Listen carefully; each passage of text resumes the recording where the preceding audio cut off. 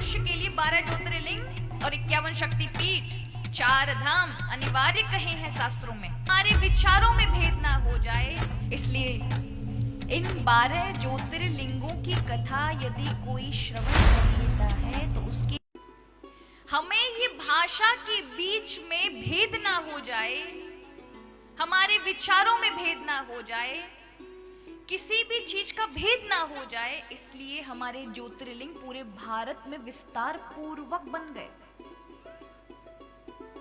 हम में भाषाओं में अंतर आ सकता है, लेकिन हमारे हृदय का भेद ना मिटे, इसलिए शिवजी के 12 ज्योतिर्लिंग अलग अलग स्थानों पे है। जिसको गुजराती नहीं आती है और गुजरात जाना पड़ेगा, गुजरात की संस्कृति जानने के लिए 12 ज्योतिर्लिंग के दर्शन इसलिए अनिवार्य है। प्रत्येक मनुष्य के लिए 12 ज्योतिर्लिंग और 51 शक्तिपीठ, 4 धाम अनिवार्य कहे हैं शास्त्रों में। तो 12 ज्योतिर्लिंग में प्रथम लिंग सोमनाथ है, वो गुजरात में है। अब जो भगवान का भक्त होगा, भले गुजराती नहीं जाने, लेकिन भगवान से आस्था रखता है ना, तो गुजरात की संस्कृति सब जानने के लिए उसे वहीं मिलेगा। वो सौराष्ट्र जाएगा, सोमनाथ जी का दर्शन करेगा, वहां गुजरातियों के बीच में रहेगा कुछ दिन ही सही। द्वारिका के पास दूसरा शिवलिंग है, ज्योतिर्लिंग नागेश्वर। अब गुजरातियों को गुजराती कहें कि भैया हम क्यों कहीं जाएं, हमारे तो 2 शिवलिंग है, अब उन्हें भी 12 ज्योतिर्लिंग करने हैं, तो फिर आना पड़ेगा काशी। हिंदी भाषियों के पास, तमिलनाडु के तमिल के लोग बोले कि हम क्यों जाएं कहीं, उनको आना पड़ेगा, गुजरात आना पड़ेगा, नासिक आना पड़ेगा, आंध्र प्रदेश जाना पड़ेगा, तमिलनाडु जाना पड़ेगा, हमारी काशी आना पड़ेगा, केदारनाथ हिमालय जाना पड़ेगा, उत्तराखंडी लोगों के पास।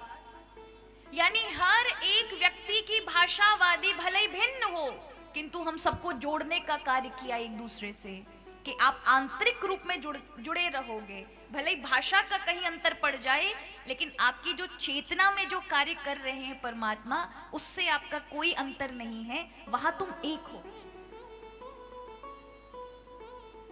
इसलिए भले अलग अलग स्थानों पर सारे ज्योतिर्लिंग हैं, लेकिन जब हम अपने भारत के इन स्थानों पर जाते हैं तो फिर हमें भेद नजर नहीं आता। आता है क्या? जब आप रामेश्वरम जाते हैं, आप भेद नहीं करते, वहां भी आपको अपने ही लोग नजर आते हैं। वो लोग यहाँ आते हैं तो उनको यहाँ सब अपने नजर आते हैं।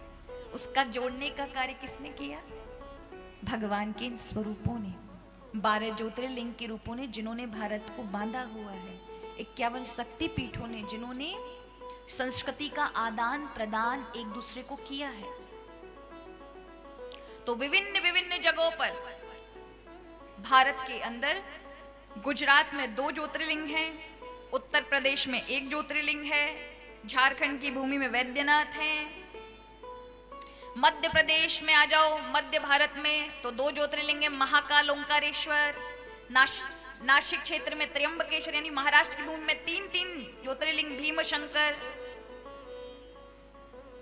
गिरनेश्वर। आंध्रा चले जाओ तो मल्लिकार्जुन, तमिलनाडु चले जाओ तो रामेश्वरम।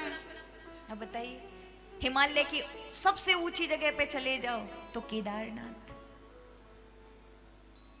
पूरे भारत में भगवान शिव ने अपनी स्थिति बना दी, जिससे मेरे भक्त एक दूसरे से जुड़े रहें। इसलिए इन 12 ज्योतिर्लिंगों की कथा यदि कोई श्रवण कर लेता है तो उसके भी जीवन के समग्र पाप नष्ट हो जाते हैं।